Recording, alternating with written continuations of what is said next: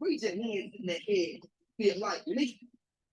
The song is dedicated to all those who live and die for the struggle.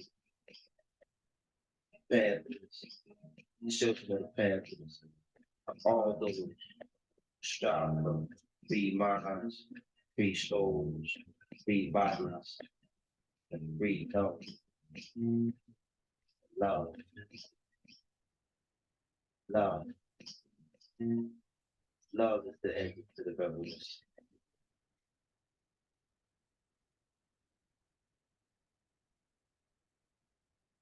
Hey, all power to the people. Yeah, I hope all is well.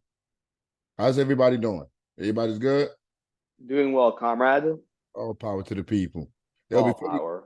Before we start today's class, our chairman Chakazulu would like to say a few words about our comrade, our demonic comrade that we sent home this week. Hey, chairman, you want to say a few words?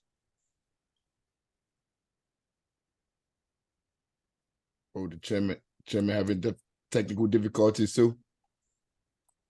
This is gonna be one of them days, I see. Captain Africa, can y'all hear me? We could hear you. Who is that? It's KC. Hey, we could hear you, KC. Yeah, I got a new member here as well. Want to join the part of the UPM that I told Shock about. Is my roommate. Introduce yourself. What's up? Power to the black. Peace to the black. How y'all doing? Oh, but who is that? My name Terrell Addison. My name Terrell. He's from down here in South Carolina. Oh, nah, because I'm trying to look for you on the computer, on the screen. Okay, bro. Yeah, I don't see no Terrell up there, my comrade. No, so this is the one I was telling Shock about, joining the UPM movement this week. I don't know if he told y'all. Now he'll give y'all clarification. But I was telling him. No, that's okay. Now it goes. What you call it? They just got to come to the class and take the test. But he in the right place. Yeah, I told him about the progress. What you been up to though, comrade? You talking to me? Yeah. What you been up to? Nah, man, the same old, working for the people. I'll be checking y'all out. Y'all know I got this thing going in Africa. So power. You know, yeah, y'all see. I think you're on my Facebook page. We'll be going in Africa. I'm in 24 countries over there. So all power. I'm waiting for the chairman because he wanted to say a few words about our comrade. We celebrated this week. I mean, like I'm trying to see a Secretary General reach out to the chairman and see if he's having technical difficulties. Yeah, I'm sorry, say that again. I didn't hear you. Now the chairman wanted to say a few words about our comrade. I mean, I wanted to see if he was still on. Can you see if he has technical difficulties? Check with him real quick. I don't see him on yet. He said he's having technical difficulties. That's what he texted me. Yeah, he's not on yet. Okay, send him a text. I want to start before. Well, I might have to start and wait till he come in. When he come in, I'll stop. I mean, because that's very important. But welcome to the Hasan Political Education course. This is week 4. Each week, students will be assigned reading and video to study and convene once a week. Let me see. No, there we go. This right here is getting on my nerve already. Each week, students will be assigned readings and videos to study and will convene once a week to discuss the material, interpret and break down core concepts, questions and answers, and to prepare for next week's study materials. Remember that taking notes can be really beneficial, even audio ones, and don't be afraid to ask for help. We are all in this together. This is a political education class. We're trying to understand our material conditions. We're all trying to get on the same page. So there's nothing here, like if you don't know, just say you don't know. Each week you are encouraged to bring the following: quotes from the material, questions you have, your interpretation of the material, core concept, and a revolutionary spirit. Comrades, our studies this week will focus on the concept of mass line, as well as Fred Hampton's speech, Power Anywhere There's People. What is the mass line, and why is it considered both simple, theoretically, and complex in action? How does the mass line differ from methods like Alenkism in terms of organizing people? What is the basic orientation of the mass line, and how does it emphasize the role of the people in making world history? Why is it important for revolutionaries to help the masses sum up their experiences? How does the mass line contribute to building class consciousness and revolutionary struggle. Yo, all this stuff is the thing that we're dealing with right now in our current reality. There are answers to everything. Like we just got to look for it. In Fred Hampton's speech, "Power Anywhere There's People," what is the significance of the phrase "power anywhere there's people"? How does Fred Hampton describe the concept of power and its relationship with the people in his speech? These questions that I'm asking you, these questions right here, this is basically what's going to be in the class. This is what we're going to be talking about. This is what we're going to be learning about in the class today. According to Fred Hampton, what are some of the key factors that contribute to power of the people? How does Fred Hampton emphasize the importance of unity and solidarity among different groups in his speech? What is the overall message or call to action that Fred Hampton conveys in his speech? Power anywhere there's people. The mass line, Chairman Mao Zedong. Hey, Secretary General, are you going to be reading this or am I reading it? You should read it. I'm in the kitchen. All power to the people. The mass line, what is the mass line? The mass line is a methodology that encompasses philosophy, strategy, tactics, leadership, and organization. It can be utilized as a tactic, both in military matters and organizing the masses. That sounds really complicated, but in reality, the mass line is remarkably simple, theoretically, and very complex in action. We organize mass movements to create more favorable conditions for socialist revolution. I'm gonna read that again. We organize. They don't come about organically.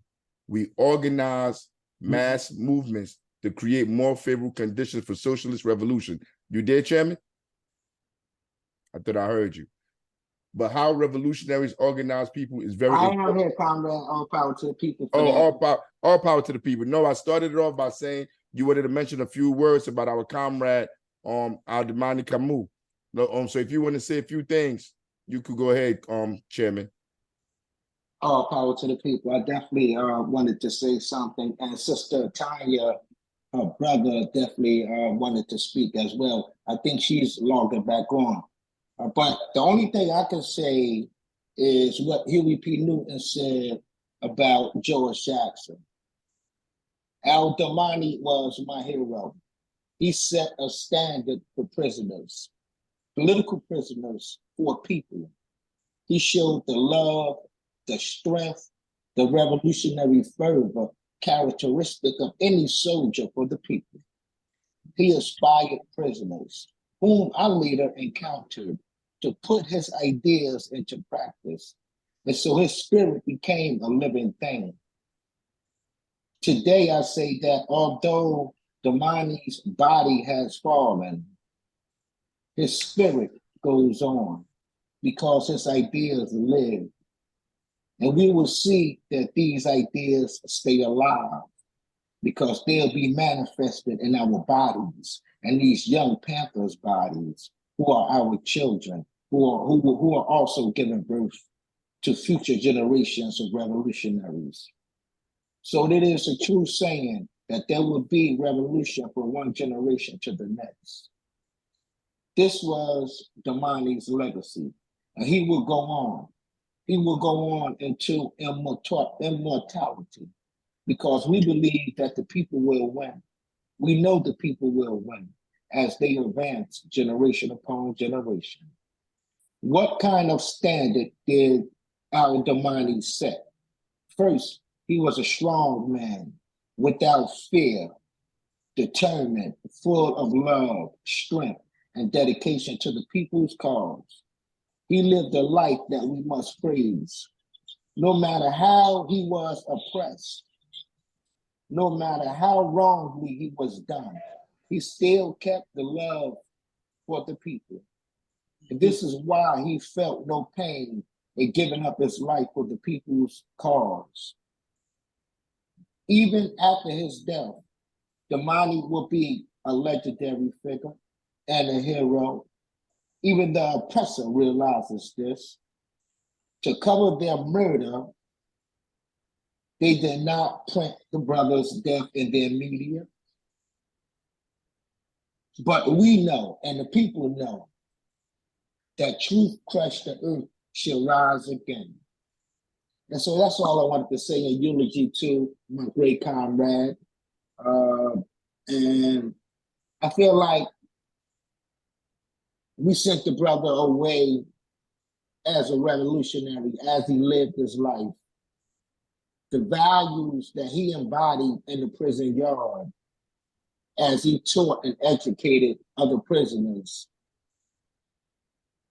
went with him to the grave.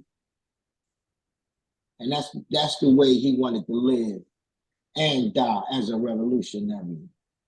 And I'm going to thank all of my comrades, the local comrades. I think we had about 15 comrades there for their diligence, perseverance, patience, and understanding the significance of the moment, and took it serious, took their task serious. And that's all I wanted to say. All power to the people. All power to the people. All power to the people. Nah, we did what we could, man. We sent the comrade all the way we could, the best way we could. I mean, you gave a good speech too. You gave a good send-off speech to the comrade. I wish I knew the comrade when he was still with us in the physical. I mean, but I got to know him. I got to know him that week, and the week prior, I had to do my own research. I spoke to the family, and we got to keep the comrade spirit in our memories. That's the only way we can keep him alive. Like I said, energy don't die. It only transforms. So like we gotta keep his energy alive. All power to the people. All power to the people. We going back to the mass line, because that's what the comrade would do. I know he was educating people behind the wall on the plantation, and I'm sure he wanted to keep educating people. So let's go back to the second paragraph right here. We organize mass movements to create more favorable conditions for socialist revolution. But how revolutionaries organize people is very important. Think about that for a minute. Let's think about what they say. How revolutionaries organize people is very important. They're about to explain that to you. There are many methods for organizing people, such as Allenskism, which push people to fight for small reforms, but ultimately never challenge the logic of capitalism and imperialism. Like, what do they mean by that? Like, they push people to do things like vote. You go ahead and you go vote for, let's say, what they just got rid of. They just got rid of, what they call it? What they just got rid of, man. People going to college, affirmative action. Affirmative action. Yeah, they just so they got to get people to believe in things like, if you bring affirmative action, it's going to change everything. But in practice, affirmative action does nothing to change the material condition of the people on the ground. So like in a few decades, they get rid of it, and like nobody's really up in the uproar because it really never affected their life. So those are like little reforms that they try to tell you they're going to implement to the system to change the system for the betterment of people, but it actually does nothing. Because if it actually transformed the power dynamic, those in power wouldn't allow it. So they give you those small little things, reforms, for you to try to chase after while the conditions persist. Many of the world's revolutionaries use a method called the mass line. Like now they're telling you what other revolutionaries, people that have liberated themselves from the boot of oppression, what they have done.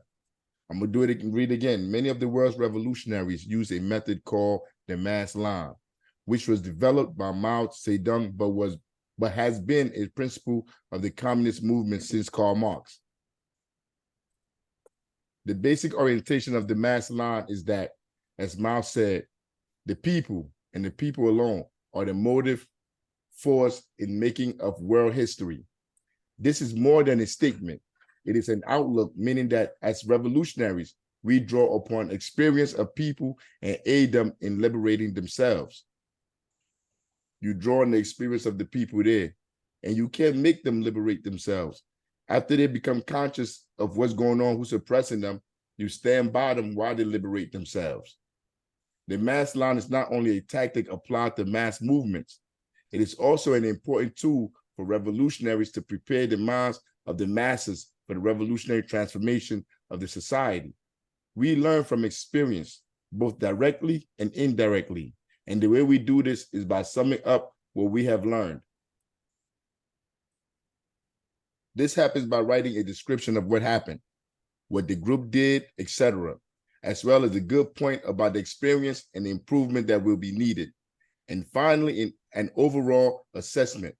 In the course of the struggle, we help people sum up their experiences. This is important for many reasons. If we don't help the masses sum things up, the enemy will. The enemy, social media, TV, movies, their friends, people All outside. power to the people. Yeah, All power to the people. That's right, Captain. That's right.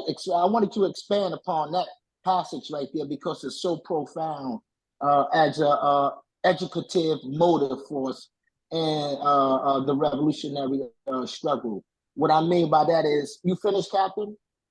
No. Go ahead. Carry on. All right. What I was saying was that here they're talking about two things that is important.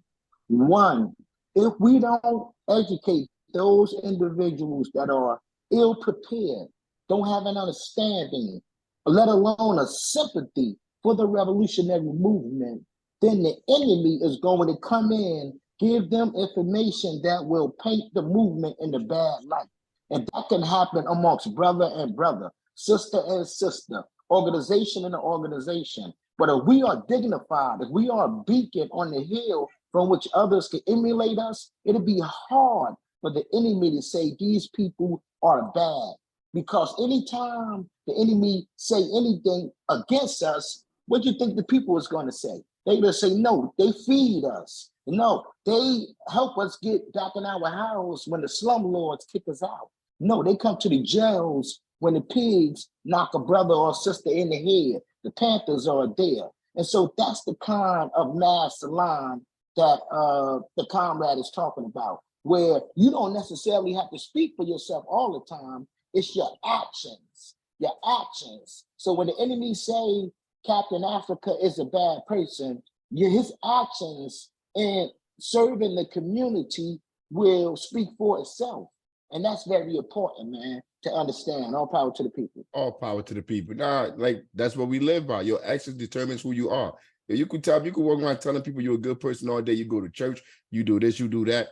But your daily actions is what describe who you really are. All that talking, all that whatever you're doing, all them pictures on social media, that really don't say nothing. It's what people see you doing on a daily basis. Like, who keep opening that door? It's like that's what people see. This is important for many reasons. If we don't help the masses sum things up, the enemy will. Secondly, the summation must extract things that advance the struggle forward and separate things that didn't. You can't keep doing two things. You can't do two things at the same time. You can't do things that do nothing for the movement, that don't advance the movement, that actually put the movement on the wrong path, while claiming to do something that's revolutionary. Like, it's contradictory. What do I mean by that? Voting has not solved our condition. Voting in an oligarchy, because this is not a democracy. Like, we must admit this and take this in and eat it, like digest it and accept it. America is not a democracy. So voting is a farce. It's really that easy. It's that simple. You don't need to go into the machines, how it's rigged, how you got to have money, how all these rules that they put in is only for those two parties. We don't need to go into all of that. We know the basic, that the United States of America is not a democracy. A democracy is where everybody votes count and everybody's will counts in electing the political official or electing who has power. That is not how America works. America works by who has money. Whoever has money, the individuals that have money, the corporations that have money, they control the politicians. That's how the American political system works. And we all know that. I'm not saying nothing that nobody don't know. So, like, if you telling me, if you come, I'm saying, how do I solve the conditions outside?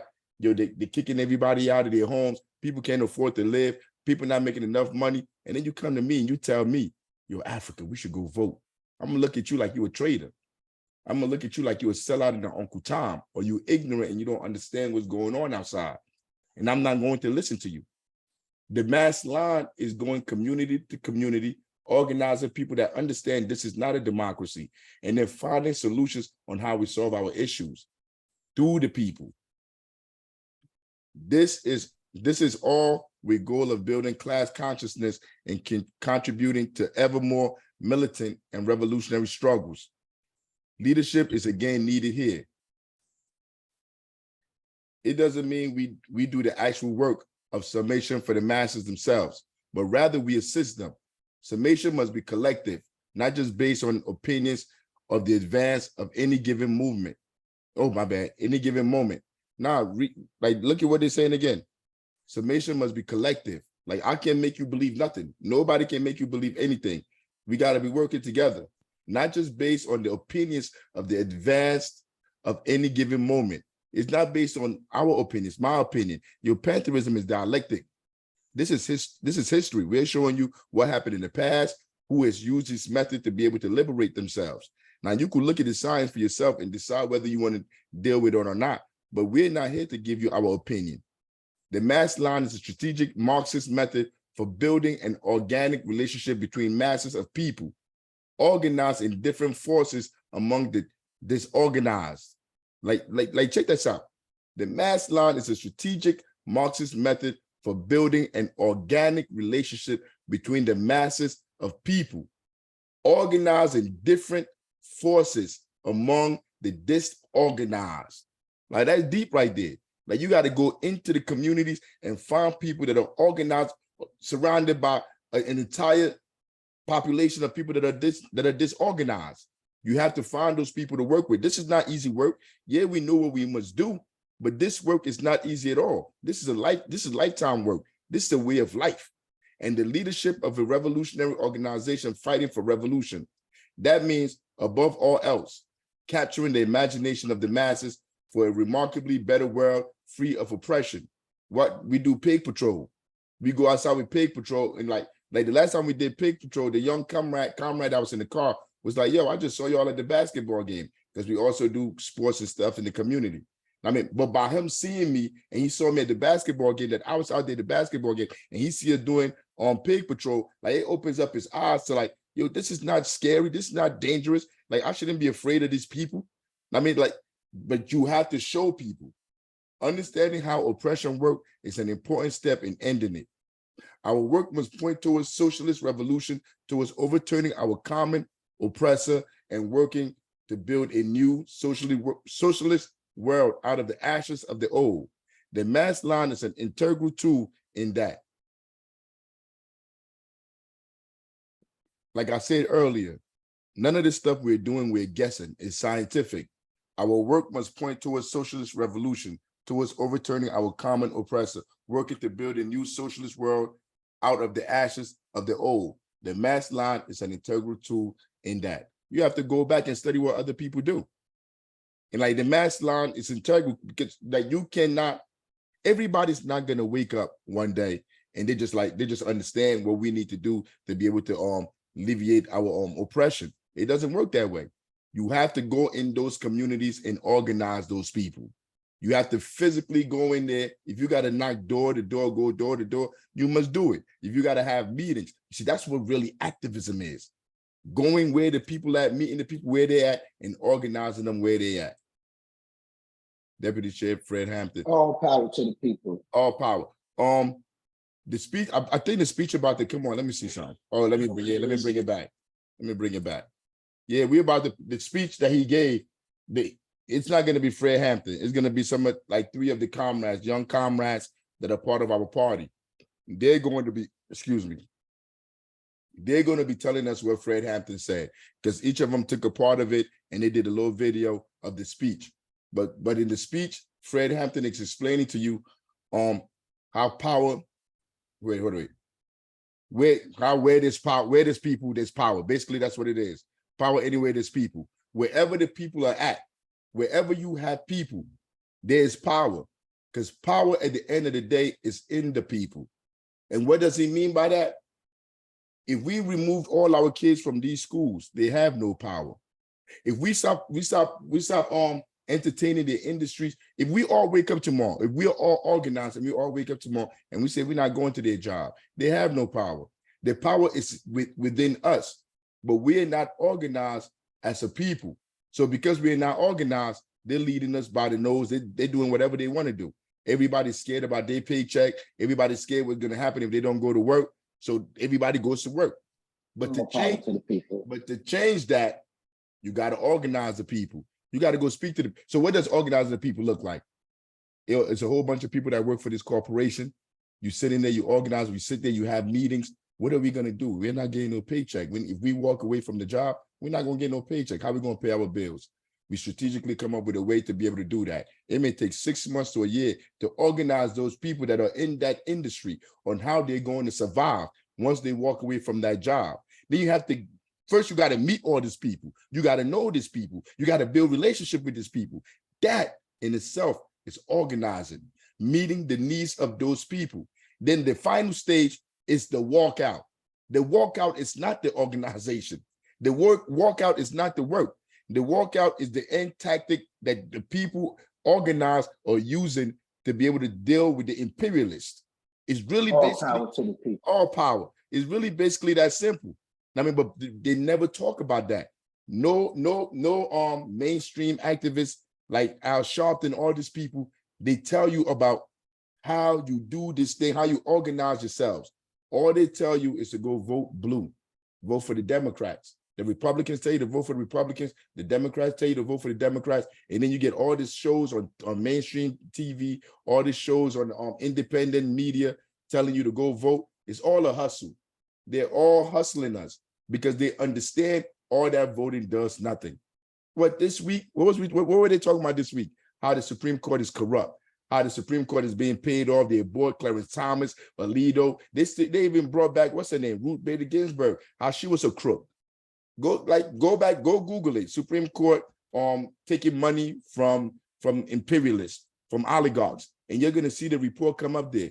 And the Supreme Court is supposed to be the highest court in the land. If the highest court in the land is corrupt, what you think about everything else? Come on, brother.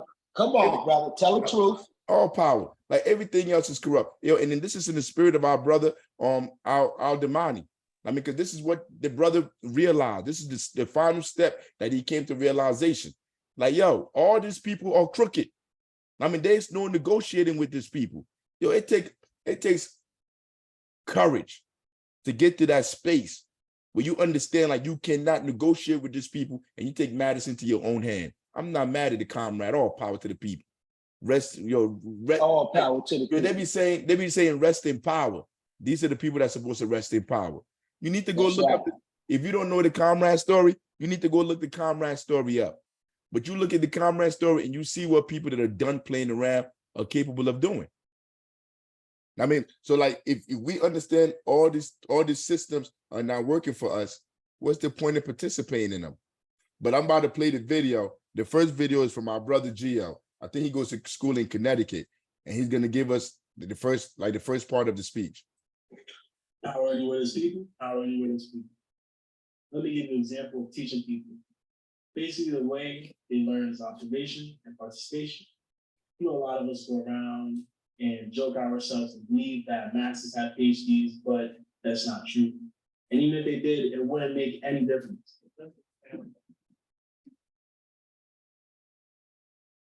Because with some things, you have to learn it by seeing it or either participating. And you know yourself that there are people walking around your community today that have all these type of degrees that should be in this meeting, but are not here, right? Because you can have as many degrees as a thermometer. If you don't have any practice, then you can't walk across the street and shoot gun at the same time. All power. Let me explain how Huey P. Newton, the leader, the organizer, the founder, and the main man in the Black Panther Party went about it. The community had a problem out there in California. There was a four-way intersection. A lot of people were getting killed, cars running over them. And so people went down there and readdressed their grievance to the government. You've done it before. I know you people in the community have. And they came back and the pig said, no, you can't have it. Oh, they don't usually say you can't have it. They got a little heavier than that now. That's what those degrees on the thermometer will get you. They tell you, okay, well, deal with it. Why don't you come back next meeting and waste some time? And then you get wound up in an excursion of fatality, and you'll be in a cycle of insaneness. And you'll be going back and going back and going back so many times that you're already crazy. So they tell you, they say, okay, niggers, what you want? And then you jump up and say, well, it's been so long, we don't want what we want. And then you walk out of the meeting. That line always get and me, they boy. say, well, you niggas had a chance, didn't you? All power. What you say, Chevy? I was laughing at the line by Conrad Gio where he said the niggas jumped up and said, we forgot what we want. It's been so long. No, but all power though, not for real. Yo, that's how it be, man. Yo, they drag you along for years, so you forgot what you came there fighting for. I mean, like that is it's a strategy that they use, like to just kicking the ball down the road. I mean, but I'm telling you, like Fred Hampton was before his time. I mean, but all power. Let me explain to you what Huey P. Newton did. Huey Newton and Bobby Seale, the chairman of the Black Panther Party on a national level. Bobby Seale got his 9mm, that's official. Huey P. got his shotgun and got some stop signs and got a hammer. Went down to the intersection, gave his shotgun to Bobby, and Bobby had his 9mm. You hold this shotgun. Anybody mess with us, blow their brains out. He put those stop signs up. There were no more accidents and there were no more problems. Now they had another situation. That's not good, you see, because it's two people dealing with the problem. Huey Newton and Bobby Seale, no matter how bad they may be, not deal with the problem. But let me explain to you who the real heroes are. Next time, there was a similar situation, another four-way corner. Huey went and Bobby went and got his 9mm, got his shotgun, got his hammer, and got some more stop signs. Placed those stop signs up, gave Bobby the shotgun, and told Bobby, if anybody messes with us while we're putting up these stop signs, protect the people and blow their brains in. What did the people do? They observed it again, they participated in it. Next time they had another four-way intersection, problems there, they had accidents and deaths. This time, the people in the community went and got their shotguns and got their hammers and got their stop signs. Now, let me show you. Oh, let me know that. Well, we're about to go into Comrade Poppy in a second. But that first part, like I told you, the mass line, you have to go into these communities and find the people that are organized in the middle of all these people that are not organized. And you have to find those people, reach out to them. Yo, they went out there with the stop sign. There's people getting killed right now in Newark, New Jersey, right over there by Georgia King Village. Yo, they've been screaming about putting a stop sign over there. Nobody put a stop sign there. The people got to go out and put the stop sign there. So Fred Hampton is saying, if you go over there and you let the people see you, put the stop sign up there, they're going to understand not to wait for the government or anybody else to come and do it. They're going to do it themselves. And anybody that comes to stop them, they're going to deal with them. That's what the Comrade Gio just read. That's like he's describing the mass line, how it worked, how organizing worked. Not sitting in your home, getting money from the state, from the government to go out and have concerts and all these different things. They're telling you strategically how you go in neighborhoods and help them change the material conditions in those neighborhoods. The next comrade is Comrade Poppy. Now let me show you how we gonna do it here in the Black Panther Party. We just got back from the South Side. We went out there and got the argument with the pigs. The pigs got the argument and said, well, Chairman Fred, you supposed to be so bad. Why don't you go and shoot some of those policemen? You always talking about you got your guns and got this. Why don't you go shoot them? And I've said, you was just broken a rule. As a matter of fact, even though you have on a uniform, it doesn't make me any different. Because I don't care if you got on 9 uniforms and 100 badges. When you step out the realm of legality and into the realm of illegality, I feel as though you should be arrested. And I told them, you being what they call a law of entrapment, you tried to make me do something that was wrong. You encouraged me. You tried to incite me to shoot a pig. And that ain't cool, brother. You know the law, don't you? I told that pig that I told him, you got a gun, pig. I told him, you got to get your hands up against the wall. We're doing what they call a citizen arrest. This fool don't know what this is. I said, now you just got to be as calm as you can and don't make any quick moves because we don't want to hit you. Isn't that what they tell us? And I told him like he always told them, well, I'm here to protect you. Don't worry about a thing. I'm here for your benefit.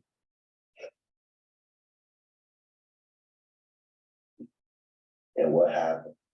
All those people were out there on 63rd Street. What did they do?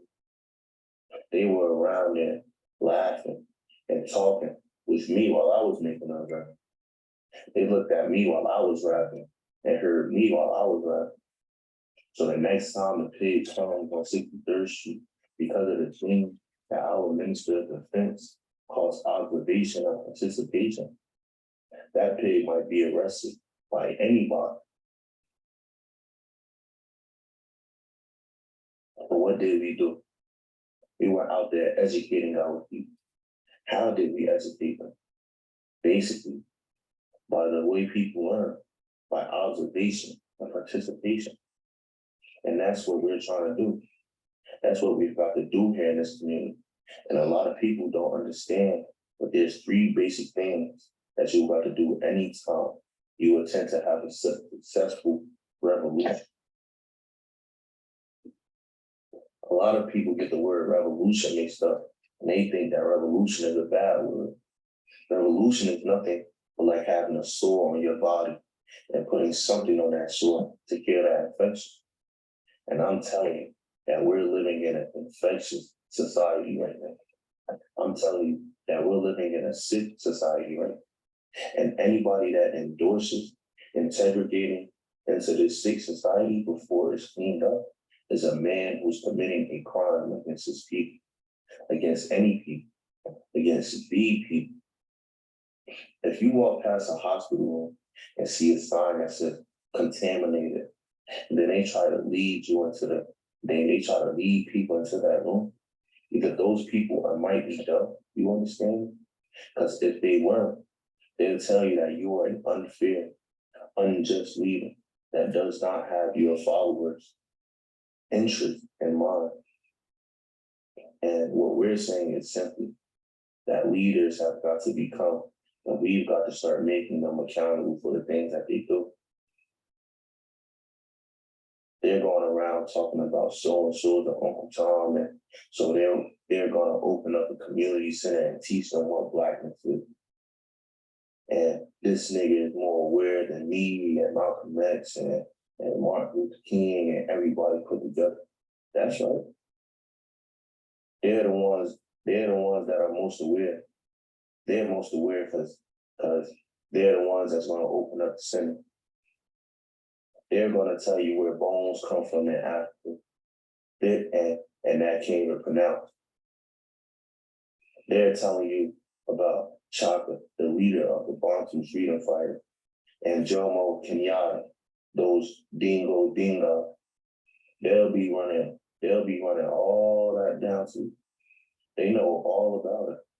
But the point is, they do what they're doing because it's beneficial and it's profitable for them.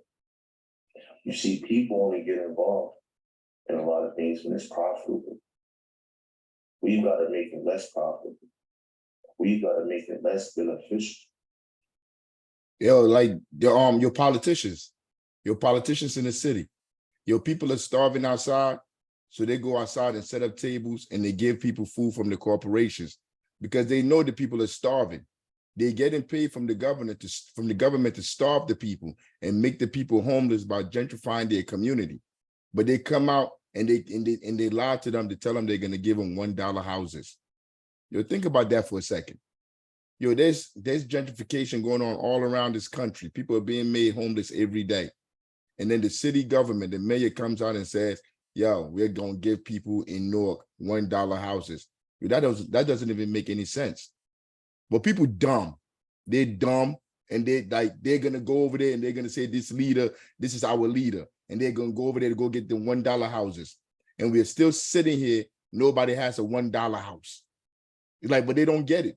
he's gonna come up with another scheme in a few months when the news get too bad, the news get out that people are out here suffering. There are people on every corner like they are now.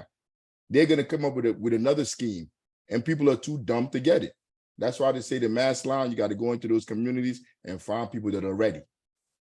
I'm saying that any program that is brought into our community should be analyzed by the people.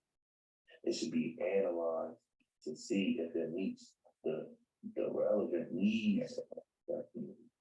We don't need no niggas coming into our community. We have no company to open business for the niggas. There's too many niggas in our community that can't get cracked out of the business that they're gonna open up. Yo, like that's basic. We don't need no Queen Latifah. We don't need no Shaquille O'Neal. We don't need none of these people coming to Newark, New Jersey to open up businesses. We got niggas here. We got black people here that can build their own cooperatives that they're making money from. Not somebody like Oprah come in, because this is what, not Oprah, this is what Queen Latifah does. They come in, they get a building, and they lie and they tell the public this building is gonna be affordable. Some of it's gonna be affordable. When they talk about affordable, they're talking about affordable for the region. So affordable, like the average person making like 20,000, 20-something thousand around in Newark. The affordable in this area is about 80,000. So you don't even meet the requirement of the affordable to get inside them houses. But Queen Latifah is on TV talking about, I'm from Newark, I'm repping Newark, but she's the imperialist in the community, stealing from the community, making the community homeless. Shaquille O'Neal, these people, these celebrities are the people that are in the community getting these businesses from the politicians to give the politicians social credibility. I mean, they trade with each other and we sit here broke. We sit here homeless while we listening to these people and we celebrating these celebrities that mean us no good at all. So celebrities are pointless. Celebrities are cancer to any society. They do nothing productive. If you get rid of all the celebrities, if you get rid of all the celebrities in the world, it would do nothing to make the world worse. If anything, the world would be better because now people won't be distracted because that's the only purpose they serve.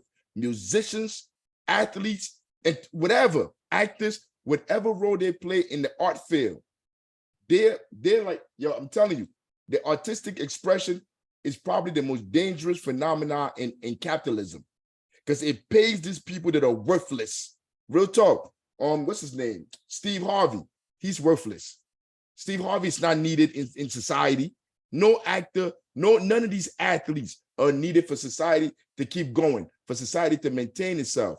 The only role they serve in society is to misdirect the people and distract them. So after you work all day on the plantation, you come on and tune on one of these people to distract you. You put your headphones on, you put one of these singers on, Beyonce, to distract you while they're living. They're paying them handsomely for them to be able to live comfortably while you suffer on the plantation and you listening and you watching these people and you thinking these people are people to be championed. When these people bring about your demise and they don't care, they actually hate you. They invest on all the things that oppress you, all the institutions that oppress you, from prisons to all these terrible schools. They invest in them. They privatize them, invest in them, and make money while we suffer. We got to face some facts. The masses are poor. That the masses belong to what you call the lower class. And when I talk about the masses, I'm talking about the white masses, I'm talking about the black masses, and the brown masses, and the yellow masses too. We've got to face the fact that some people say, you fight fire best with fire. But we say you put fire out best with water. All power. We say you don't fight racism with racism. We're gonna fight racism with solidarity. We say you don't fight capitalism with no black capitalism. You fight capitalism with socialism. All power. All power to the people. All power. That's that black capitalism. Everywhere is going around now, black capitalism. What they call it, Chairman? What do they call, like, for you to oh my God. What do they call it? Like economic training that you learn about economics, you learn how to pay your bills. You learn about taxes, all these different things that's supposed to help you. That's supposed to help change the material condition. If you understand the rules, Financial literacy, that's what they call it. that's what I'm talking about. There we go. There you go. All Thank you, comrade. Like they go, it's a hustle. They're hustling people. Even if you understand that your $15, $17, $18, $19, $20 an hour is not enough to pay rent for you to be able to live in an apartment that's like $17,000, $2,000 a month. If you understand that, that still don't change your material condition. And that's what they're selling people. Like you need financial literacy. Like I need to know I'm broke. Ain't nobody got to tell me I'm broke. I'm literally real talk.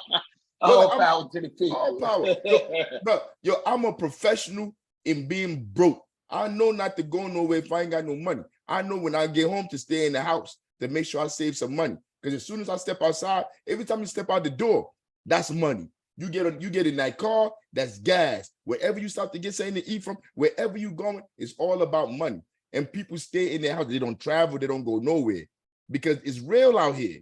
I mean, and so what I need financial literacy to teach me about. What they're going to teach me about how to be broke. I mean, I'm telling you, all these things are a farce. If we want to change our material conditions, there are ways to change our material condition. But it's not listening to these people that come up with this financial literacy, what they come up with, this CRT, they come up with all these issues that will do nothing to change the material condition of the people.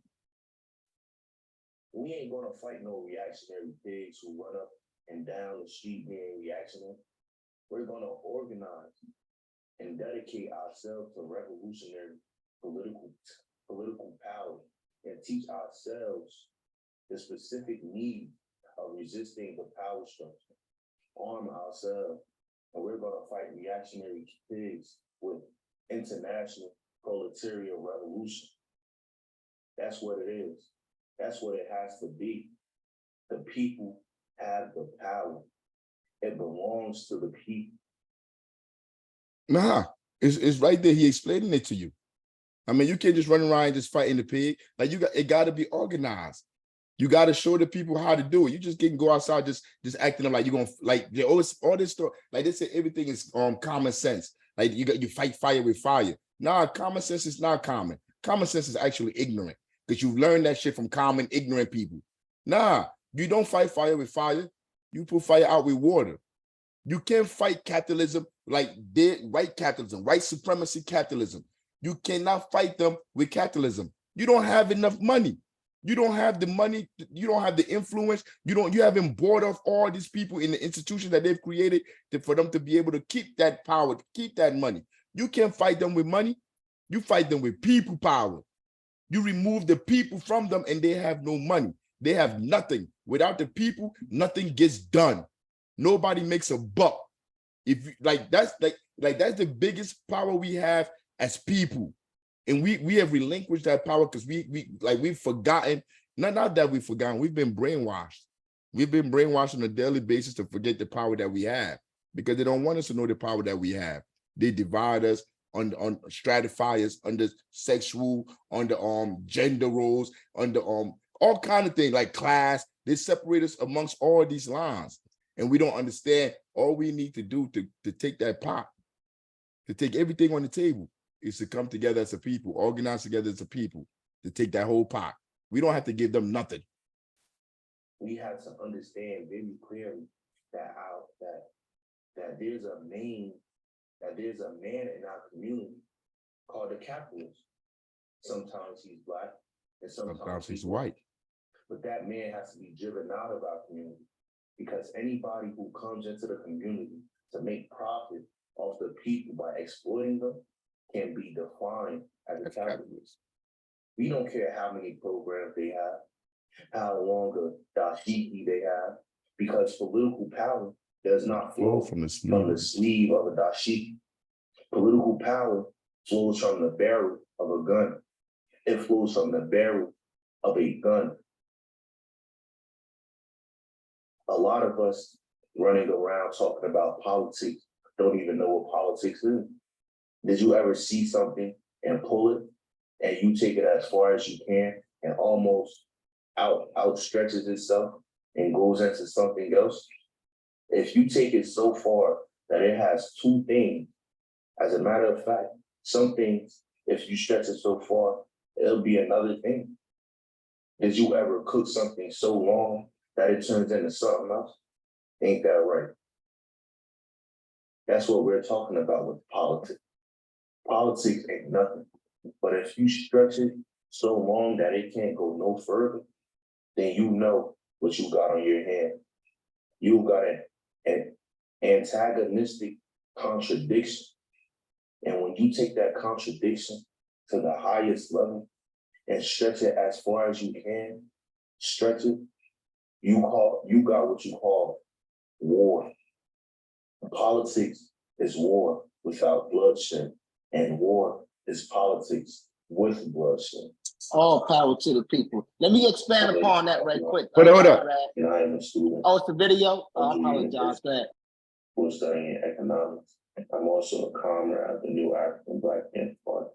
And I just read an excerpt from Fred Hampton, where there's people, there's power.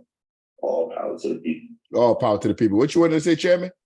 All power to the people. First, thank Comrade Poppy for that. And the other comrades. I know it's another comrade coming up.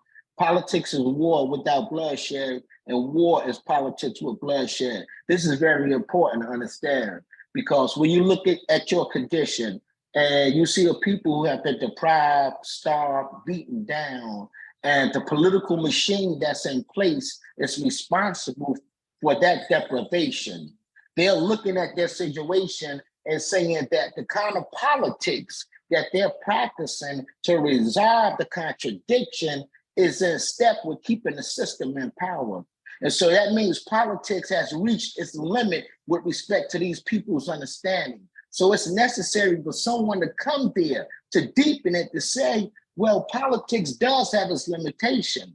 You know, but it also could be transformed into war, where we reclaim our dignity, we reclaim the land, we reclaim the nation, in fact, we reclaim humanity from the 1% or from the bourgeois class. And so I want comrades to really understand that that is important. Once you negotiate with your oppressor, whether that's in a demonstration or over a table in Paris, like they did in Vietnam, and y'all can't resolve y'all contradictions, the next stage is revolutionary armed struggle. The enemy is prepared for that. You see what happened in Ukraine? You see what happened in Russia? They pushed Russia to invade Ukraine. Russia didn't do that. The United Nations, the IMF, the World Bank, NATO, they all collaborated financially, politically, economically, and militarily to push Russia to invade Ukraine, because they want to isolate them. They want to put them in a box. But what kind of contradiction came out of that political mistake on the part of NATO? Because that's what it was. Now you have China, Brazil, India forming what they call a BRIC. They're saying that the BRIC nation is going to have their own currency to compete with the dollar bill, to compete with the euro, because the United States, the moment that they went to war against Russia, and that's who was fighting in Ukraine, it's the United States. Make no mistake about that. Zelensky is a puppet and a proxy. They froze all of the money of Russia. They froze it, United States banks. They did that with Hamas in Palestine. They did that with any organization that is antagonistic to their political imperialist oppression. So politics as war is very important. They're going to come to stage, brothers and sisters, where we're going to be tested in the battlefield. And we're going, and our mettle is going to be called for. And so we need to understand right now psychologically that in order to take down the system, there's going to be a point where the revolutionary armed forces is going to have to take up arms against this dictatorial capitalist bourgeois class. All power to the people. All power to the people. If you don't understand that, you can be a Democrat, Republican, you can be independent, you can be anything you want to. You ain't nothing. We don't want any of those niggers and any of these hunkies and nobody else, radicals and nobody talking about, I'm on the independence ticket. That don't mean nothing. Democrat means you sell to the Democrats. Republican means you sell to the Republicans. Independent means you're out for grabbed and you'll sell out to the highest bidder. You understand? We want people who want to run on the People's Party because the people are gonna run it whether they like it or not. The people have proved that they can run it. They ran it in China, they're gonna run it here. They can call it what they want to. They can talk about it, they can call it communism and think that that's gonna scare somebody off, but it ain't gonna scare nobody. We had the same thing happen out on 37th Road. They came out to the 37th Road where our Breakfast for Children program is. They started getting those women who were kind of older, around 58. That's, you know, I call them older because I'm young. I am 20, but you see them, they're gonna get them and brainwash them. And you ain't seen nothing till you see one of them beautiful sisters with their hair kind of starting to get gray, and they ain't got many teeth. And they were tearing the policemen up. They were tearing them. The pigs would come up to them and say, "You like communism?" The pigs would come up to them and say, "You scared of communism?" And the sisters would say, "No, scared of it. I ain't never scared of it." "You like socialism?" "No, I ain't never heard of it." The pigs, they be cracking up because they enjoyed seeing these people frightened of these words. "You like capitalism?" "Yeah, well, that's what I live with. I like it." "You like the Breakfast for Children program, nigger?" "Yeah, I like it." And the pigs say, oh. The pigs say, "Well, the Breakfast for Children program is a socialistic program. It's a communistic program." And the woman said, "Well, I tell you what, boy, I've been knowing you since you were knee-high to a grasshopper, nigger. And I don't know if I like communism and I don't know if I like socialism, but I know that the Breakfast for Children program feeds my kids, nigger. And if you put your hands on that Breakfast for Children program, I'm gonna come up this can and I'm gonna beat your ass like."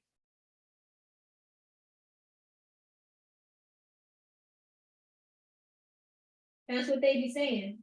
That's what they be saying. And it's a beautiful thing. And that's what the Breakfast for Children program is. A lot of people think it's a charity, but what does it do? It takes the people from a stage to another stage. Any program that's revolutionary is an advancing program. Revolution is change. Honey, if you just keep on changing before you know it, in fact, not even knowing what socialism is, you don't have to know what it is. They're endorsing it, they're participating in it, and they're supporting socialism. And a lot of people will tell you, well, the people don't have any theory. They need some theory. They need some theory even if they don't have any practice.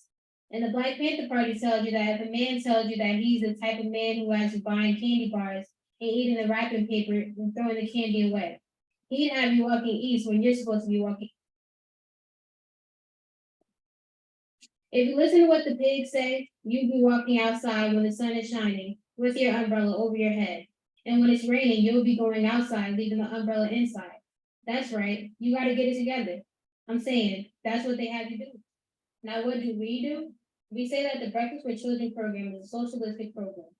It teaches the people basically that by practice, we thought up and let them practice that theory and expect that theory. What's more important? You learn something just like everybody else does. Let me try and break it down to you. You say this brother here goes to school 8 years to be an auto mechanic. And that teacher who used to be an auto mechanic, he tells him, "Well, nigga, you gotta go on what we call on-the-job training." And he says, "Damn, with all this day I gotta go to on-the-job training? What for?" He said, "On-the-job training. He works with me. I've been here for 20 years. When I started work, they didn't even have an auto mechanic. I ain't got no theory. I just got a whole bunch of practice." What happened? The car came in making a whole lot of funny noise. The brother here goes to get his book. He on page 1. He ain't got to page 200. I'm sitting here listening to the car. He says, "What do you think it is?" I say, "I think it's a carburetor." He says, "No, I don't see anywhere in here where it says the carburetor makes no noise like that." And he says, "How do you know it's a carburetor?" I said, "Well, nigga, with all of them degrees, as many as a thermometer, around 20 years ago, 19 to be exact, I was listening to the same kind of noise. And what I did was I took apart the voltage regulator, and it wasn't that. Then I took apart the alternator, and it wasn't that. I took apart the generator brushes, and it wasn't that. After I took apart all of that, I finally got to the carburetor. And when I got to the carburetor, I found that that's what it was. And I told myself that, fool, next time you hear this sound, you better take apart the carburetor first. How did he learn? He learned through practice. I don't care how much theory you got. If you don't got any practice applied to it, then that theory happens to be irrelevant, right? In any theory you get, practice it. And when you practice it, you make some mistakes. When you make some mistakes, you correct that theory. And then it will be corrected theory. That will be able to be applied and used in any situation. That's what we've got to be able to do. Every time I speak at a church, I always try to say something, about Martin Luther King. I have a lot of respect for Martin Luther King. I think he was one of the greatest orators that the country ever produced. And I listen to anyone who speaks well, because I like to listen to that.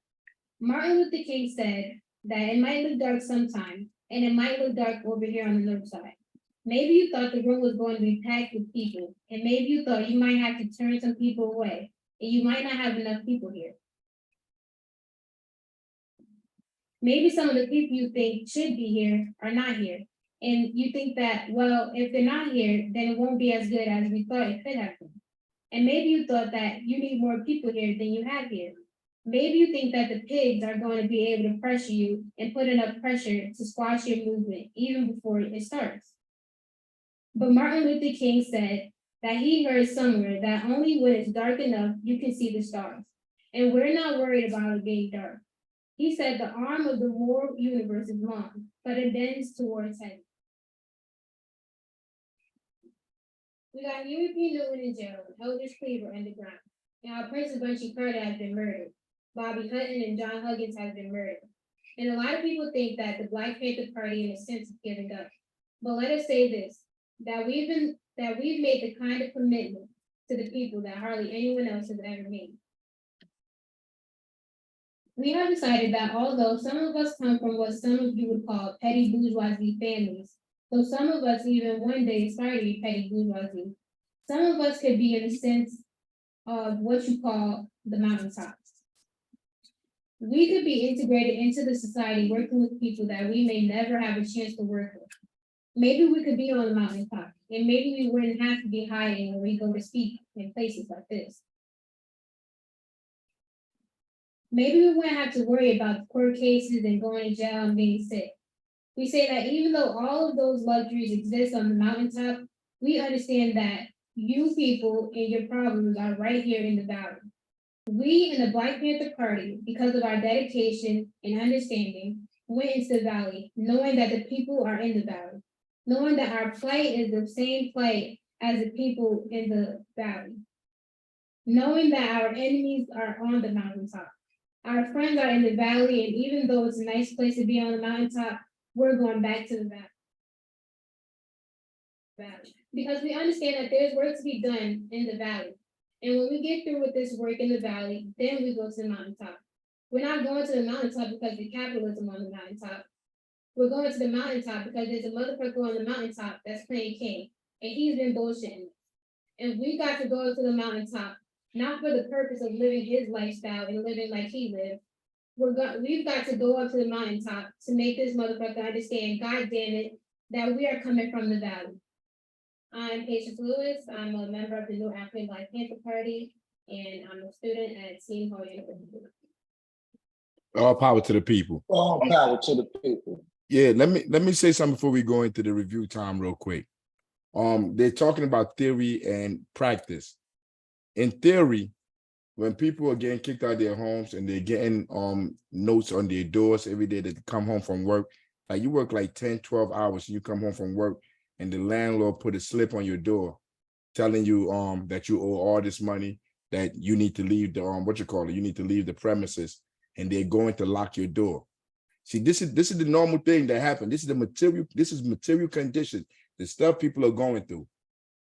In theory, you're supposed to call HUD, you're supposed to call the city council, you're supposed to call your mayor, because you know these people are cheating you. These people are lying. Like, you're supposed to go through the process.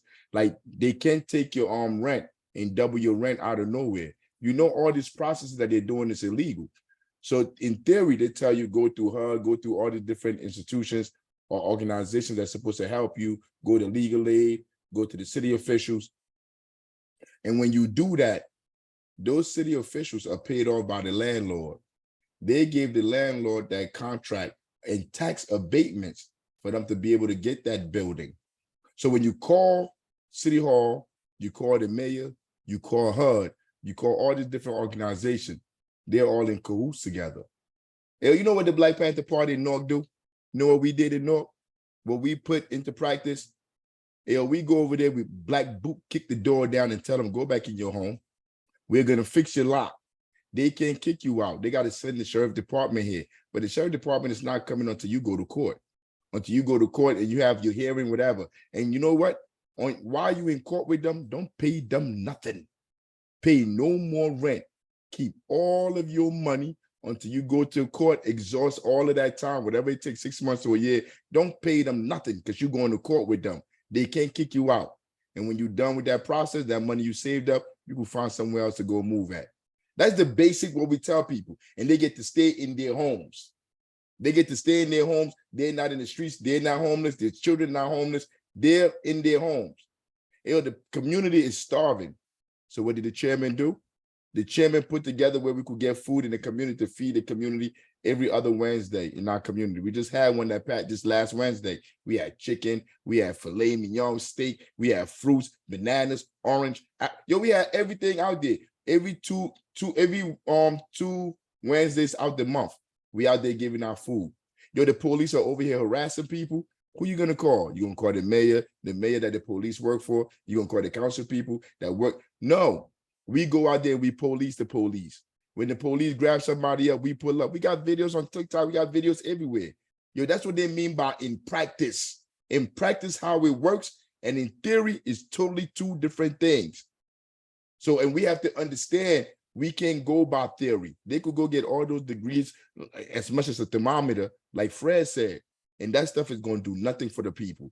In fact, if you go back and read Carter G. Woodson in The Miseducation of a Negro, he tell you all them thermometers all those PhDs, all those letters at the end of their name is worthless because all those letters are to help the people that are oppressing us.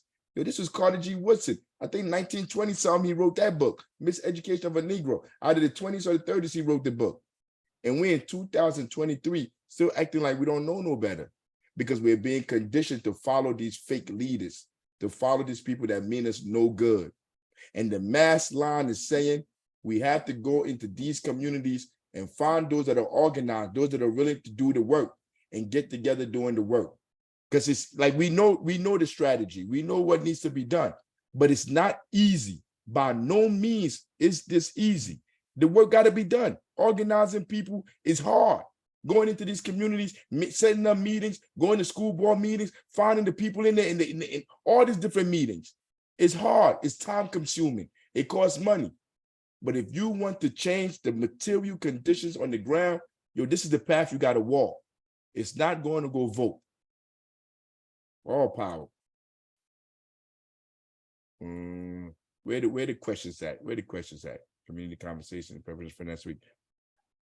There it is. It's on top on the first couple slides. Up top. Hold up. This is in preparation for next week. This is Chairman Shaka Zulu giving a speech, talking to Zulu. Chairman, where you at, Chairman? Oh, power to the people, right? I'm in Kansas right there, Kansas City University. Yeah, let's play the video and see whatever before we continue.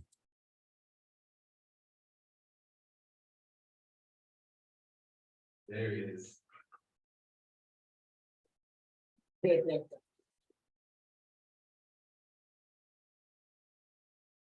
you so much for the Zulu. Can you hear us okay? Yes.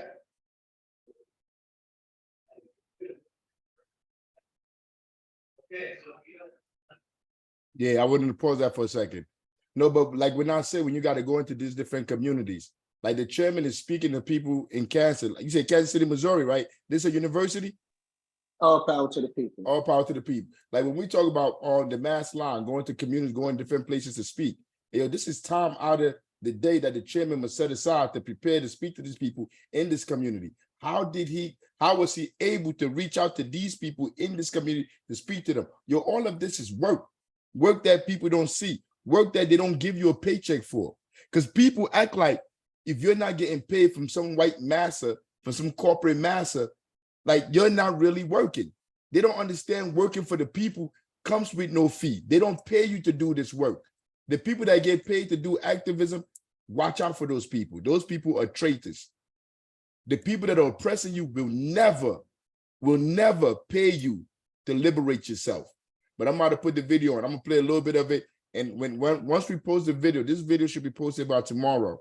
You could go on there and see the entire speech to get ready for next week's class. You don't want to just get a brief intro to who you are, and then we'll get started with questions. Is that all right with you? Excellent. So first, let me apologize to you comrades for being late. I was at an event honoring the original Black Panther Party, and it went over the allotted time. And as a result, I'm here now, so I apologize for that. My name is Sean. Hey, Chairman, did you get paid? Do you remember if you got paid for that event that you did prior to this one? No, sir. No, sir. No, because like the people the people need to understand, like even right now, we say not having this political education class. There's nobody paying, there's nobody paying anybody. This is out of the love for the people that you do this work. We're not doing this expecting a whole bunch of money to come in, like, I'm gonna do this, so I'm gonna get supplemental income. If anything, you spend your own money and your own time to do this work because you love the people. That's why the chairman is there. He probably had another meeting before that, because organizing, 90% of it is all about meetings, meeting people, organizing people, talking to people, trying to reach a point where they understand what they need to do to alleviate the pressure on them. That's what activism is. I was recently released from prison. While in prison, I became politicized. I joined the Revolutionary Guerrillas for freedom while in the enemy prison. And we saw the need to develop a revolutionary organization that will bring into political life the lumpen elements or the criminal elements that were being returned to the community with the ideas that initially brought them into contact with the criminal justice system. So as a result, we developed the New African Black Panther Party, we developed the United Panther Movement, and I served 21 years in the prison, and I'm out here now in the community doing revolutionary work. All power to the people. Hey, look, see, when the video is posted tomorrow, go in there and see the rest of that and get ready for next week. But there's no questions. The questions are not here now. No questions up here. The questions was at the beginning. How you get rid of this? Oh man, I'm bugging. Just scroll up. It's up there. All right. Oh, you mean the questions? Scroll all the way up? Yeah, scroll up. I think it's like the sixth and fifth slide. Nah, they go the questions right here. The questions are right, like from in the beginning, you got to go, what slide is this? This is the 6th slide. What is the mass line and why is it considered both simple theoretically and complex in action? Now go through those questions. These questions are going to help you at the end of the classes, at the end of the 10-week, 11-week period for you to be able to pass the test. Give them a few seconds. Sorry, Captain. Give them a few seconds to take a screenshot. If anybody wants to take a screenshot, and also Secretary General is going to be on the video. I know, but some people want it tonight. They don't want to wait. Oh, they want the questions. Yeah. So all power. No problem. But our political education course is done for for this week. We're done for this week. All power, but like there's something I wanted to talk about. I called the chairman this morning. He never hit me back. Hey, chairman, you heard me? Yeah, I know. I hear you. I was flooded. Yeah. But look, man, I want y'all to think about this for next week. I want to have a discussion of this. Are unions still viable? Are unions still a path towards liberation, or the people being liberating themselves? I mean, I want you to think about that for next week, because I've been thinking about it. Good point. Yeah, because I've been thinking about it a lot. And remember when we read when it said if it ain't gonna lead to liberation, or whatever, you shouldn't take that path. We just read that a few minutes ago on this from Fred Hampton. Nah, but we like next week, like I want at least to put away 20 minutes, and I want us to have a discussion about unions, because I think only about 10% of Americans are in union, 3% are in the private industry, and 7% I think in federal and government jobs or whatever. So the majority, the overwhelming majority of the society is not in a union. But all we keep getting inundated with is that we need to support unions and push unions to be able to like liberate ourselves. Allen Keys and whatever they called it, like all of that. I mean, how is unions really important, or have they betrayed the liberation of people, the revolution? Have they betrayed it? I mean, yeah, I like that. Yeah, real talk. Like, hey, yo, take some time this week to look into it, Google it. I mean, because I'll tell you one thing, when the teachers union come, because that's the union that everybody know about. Everybody think that's a good union. But who's the union fighting for? Is the union fighting for the community, or is it fighting for the workers in those jobs that come to the community to work and then leave and go back to their suburbs or wherever they come from? So who benefits? Are the people benefiting, or is this the workers that work in that space? I mean, and how is that useful to the people changing their material condition on the ground? Think about that for a minute.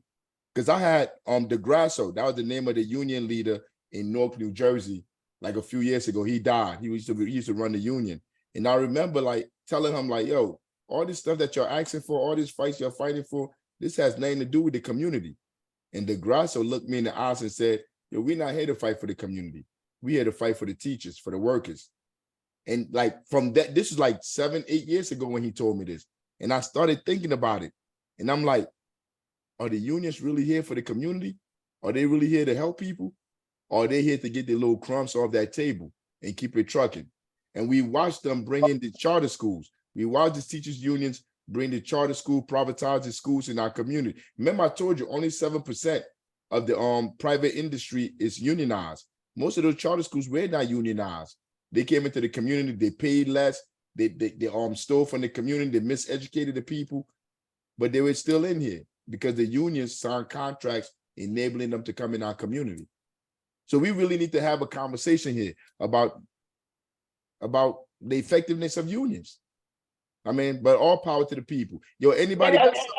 Yeah, let me recommend 2 books to help with Captain Africa's wonderful question. I would recommend George Jackson, Blood of My Eye, and Lenin, V.I. Lenin, on economism. They think about that, comrade. George talks about unions, and Lenin talks about unions. So I just gave y'all a cheat paper. All power. Hey, yo, anybody got anything out there? I see everybody out here, man. Casey, what's up? Alexandria, I see you. I see her. Panther Queen, I see you. Aaron, you out there. Cassandra Lee. I mean, Star Shakur, Rob Rich. I mean, I see all of you out here. Poppy, I see you. Patience, I see you. Gabby, I see you. iPhone, I don't know who iPhone 2 is, but I see you, iPhone 2. I see you, Tristan. I see you out there. If anybody, Tom, you know Tom always here. Roz, how you doing, Roz? I mean, but we all here together, man. We getting this information together. Yo, Stone, where's Stonecaster at?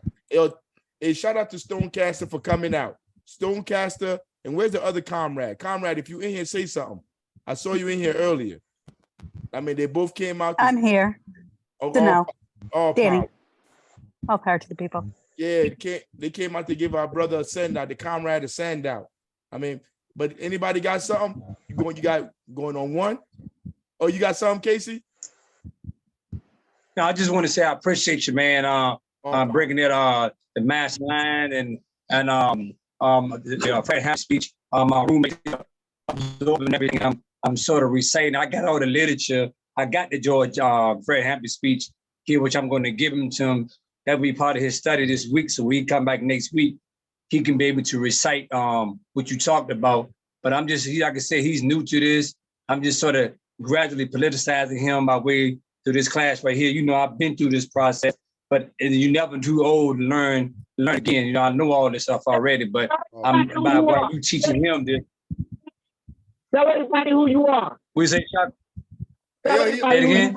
Hey, hold up. Hey, Chairman, yo, you was late to the cookout. We already talked on KC Yeah, already, bro. We already chopped it up with him. You was late to the cookout, bro. Oh, okay. All proud to the people. All right. There we go.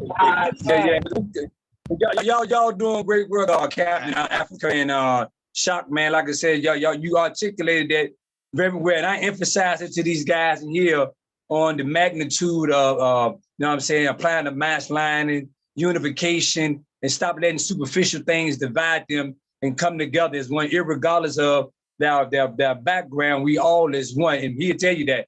I'm down here in South Carolina. I emphasize that a lot about the importance of us working together, irregardless of our background, because at the end of the day, capitalism doesn't discriminate. It affects all of us the same way. All power to the people. Hey, yo, you out in South Carolina. We're gonna make our way down to South Carolina, comrade. All power, comrade. Come on down. Yeah, come on down here. We down here. Yeah. Gabby, you got something, Gabby? I just wanted to, is it okay if I say something about unions or should I leave it for the next conversation? All right, just give us a little something. We here already, comrade. Just give us a little something. Gotcha. Okay, so and tell me if I'm on point or tell me if I'm incorrect or not. But just like parties and just like a lot of things within a society, unions can be both revolutionary and reactionary, right? They can be used in a both revolutionary and a reactionary way. Now, there are some genuine unions that are like genuinely revolutionary. You know, like there are things that you can genuinely learn from some unions. Like for instance, I'm planning on going into technical college and to become a plumber, and I'm going to try joining a union that's revolutionary to gain some experience in practice and in theory, you know, in organizing.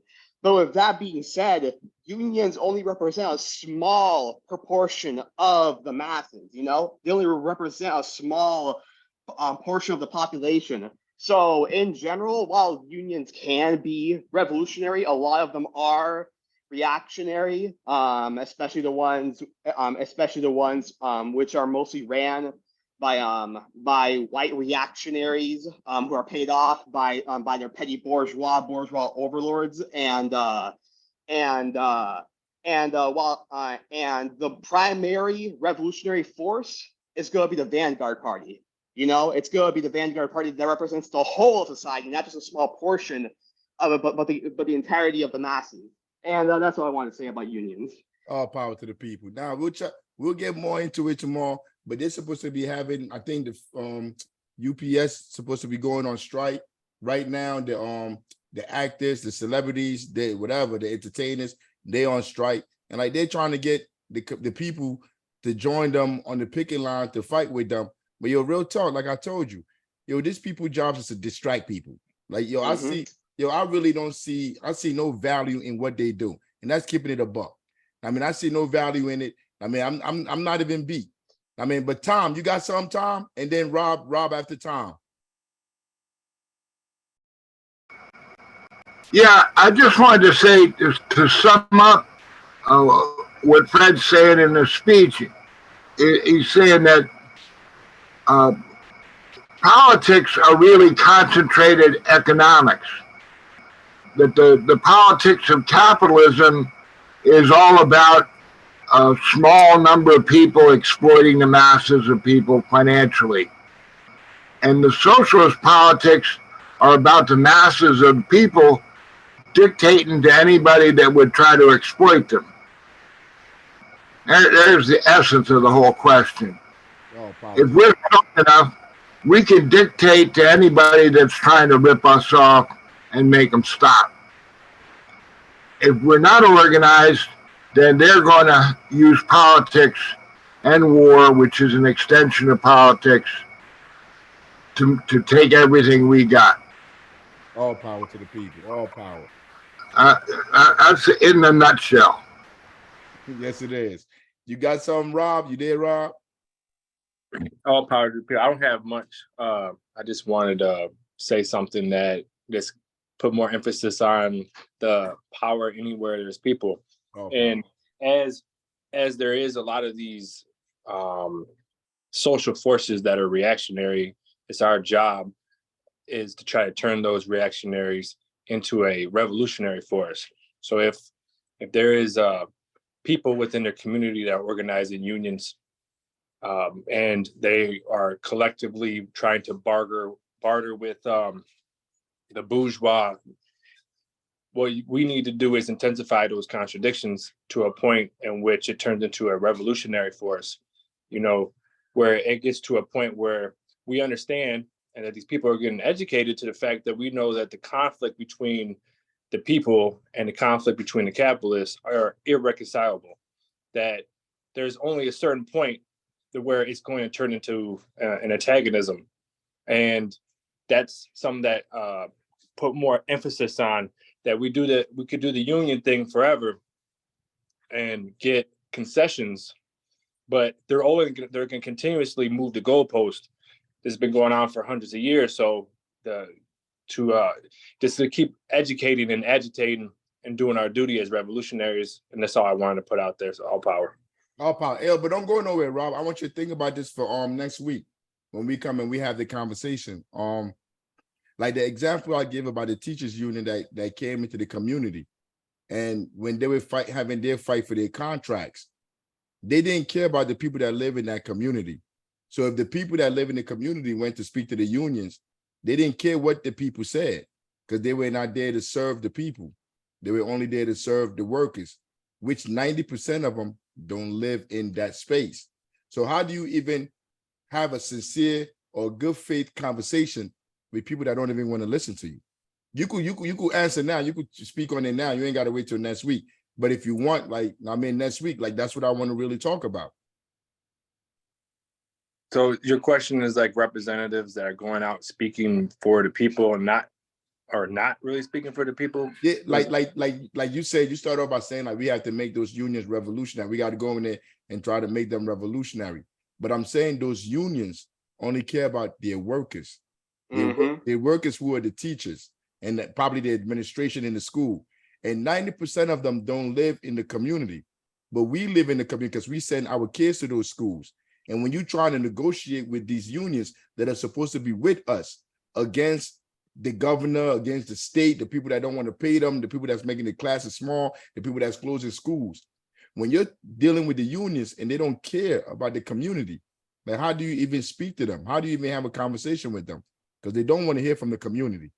They only want to hear from their workers, their union paying workers. Well, my first comment when I first said was a general statement about social forces. So if there's a social force that's a reactionary force, you try to turn it into a revolutionary force, right? You find, just like in anything, you find a point in unity. You find a point in unity, and then you criticize and you try to turn it into its opposite, right? The criticism, unity, criticism. That's the dialectics of trying to turn something into its opposite. So if we're talking about a social force that is absent from the people, that's not a social force of the people. That's a social force of the bourgeoisie. We're trying that if that's the case. But look, I'm gonna stop you right here, Rob. See, like now we giving answers. We going right into what I want to talk about next week. You about to go, you going deep into it already. Now I want to talk about that. I want to save it for next week. Now, because you're 100% correct. I'm following where you're going. You're 100% correct, but I want to save that conversation for next week. I want people to really think about it, because this is counter to what people are hearing in the mainstream or out in the world. Everybody's hearing like support unions, but like some of the worst people like the police union. How do you support that kind of a union? But be that as it may, I mean, like I want you to save that for next week, Rob. Real talk. I mean, I want us to really go deep into it. But yeah, but we done for this week, man. Like I said, this is the best part of my week right here. We ain't gonna have this conversation with you good comrades. I mean, but I'm done, All power to the people. Captain Africa? All power to the people. Hold on. Somebody got something. Who got something? Oh, okay. Me. If it's okay with you, I just wanted to say a quote from Huey P. Newton that I think expresses this whole entire class. Is it okay if I say that quote? Of course, go ahead. Here, this is the quote that I want to say. Likewise, military victory does not necessarily lead to political victory. In People's War, the people are the instruments of victory, which is the transfer of power to the people. Essential to this is winning the people to embrace a correct ideological and political line. If the masses attain effective political power but lack a correct ideological and political line, defeat will follow. If the masses are won to a correct ideological and political line, and this is organizationally consolidated, but they cannot yet seize political power, eventual victory is secured and awaits the ripening of a revolutionary situation. In other words, ideological and political line determines everything. And the way you build that political line, I'm not quoting him, I'm just saying my own thing. And the way you build that political line, the way you build that ideological and political line and that correct praxis and theory is through mass line. It's by cementing yourself with the masses, struggling alongside them, understanding their materialistic needs, and engaging in cultural revolution, engaging in survival programs, and showing them that there is something better. And once they see that these survival programs work, once they see that that revolutionary actions and praxis does work, they will adhere to the political line and the ideological line of the party. They will engage in organizing, agitating, and having a dialectical and scientific analysis. And that's all I want to say. All power to the people. Nah, you're 100% correct. All power. That's that. Yeah, that quote was apropos. All power. So till next week, I'll see everybody later. Y'all. All power to the people. All power to the people. All power to the people.